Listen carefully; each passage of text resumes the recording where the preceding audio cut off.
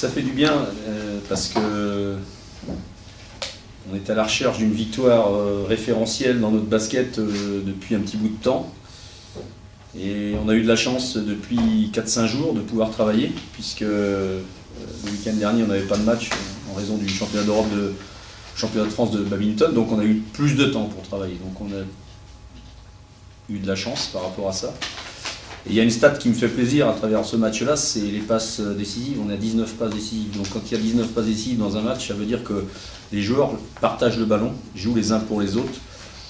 Et au-delà de la réussite, on a d'abord été très bon, bien en défense, ce qui nous a permis de trouver du rythme pour l'attaque. Battre Orléans, c'est pas une petite affaire parce que une équipe qui, comme je l'avais dit, qui joue remarquablement bien au basket. En première mi-temps, ils nous ont fait beaucoup de misère, notamment sur les sorties d'écran et sur les tirs avec Harris, avec Calarnet.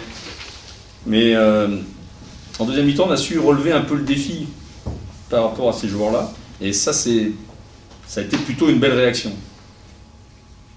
Maintenant, on ne va pas se taper sur le ventre. On a encore énormément de travail à faire. On a des joueurs encore dans notre équipe à responsabiliser, à mettre en avant. Je pense à Lamine Kanté, je pense à Steve qui ce soir joue 10 minutes mais fait un bon match en rotation. Rudy Djongui qui a un limbago qui ne devait pas jouer, bon, qui a joué, qui a fait son match aussi. Et puis l'implication des joueurs dans l'agressivité, dans l'intensité, qu'on n'avait pas eu depuis un petit bout de temps quand même. Quand on joue le premier du championnat, si on n'a pas de motivation, quand est-ce qu'on en aura? C'est la première chose que je vais poser dans le vestiaire. Voilà. Si on n'est pas motivé pour jouer contre Orléans qui est premier du championnat, quand est-ce qu'on aura de la motivation? Bon, ça c'est la première chose.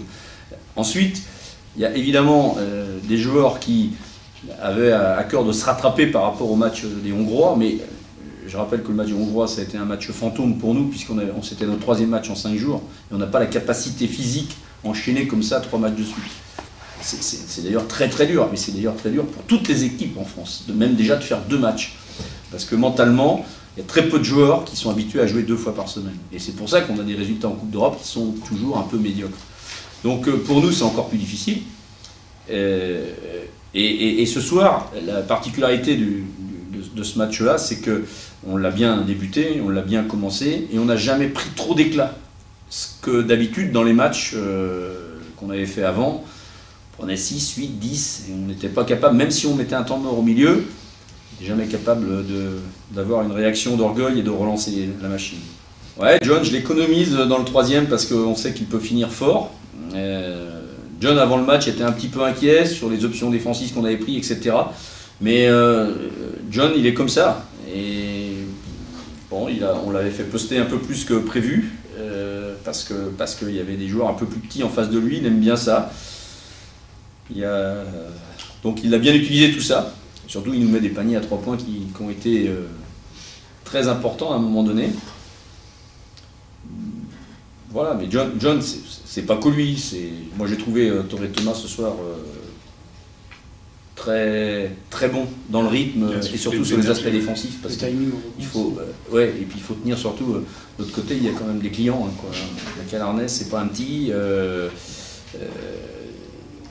Harris, il a toujours été dans ce registre-là, de défendre sur un gros et en même temps de mettre le rythme en attaque. Souvent, ça a été notre problème cette année. C'est-à-dire que quand on a gagné un match, derrière, on a une décompression. On croit que ça va être facile. Non, mais il n'y a que le travail, donc on va continuer à bosser. Demain, il n'y a pas de repos, il y a le travail. On va continuer à avancer parce qu'on a trop de retard. On fait encore sur certaines actions, soit on l'a vu, des mauvais choix. On prend un tir très vite à 3 points. Pourquoi? Pour faire quoi? Alors qu'on a 6 points d'avance.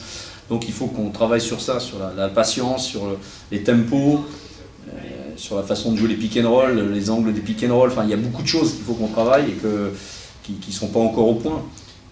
Rendre meilleurs nos intérieurs, être plus efficace de haut panier. On a un chantier, quoi. Donc il ne faut pas qu'on se tape sur le ventre parce qu'on a battu Orléans. Il faut surtout rester modeste, humble et puis surtout continuer à travailler pour aller faire un bon match à Nanterre samedi prochain.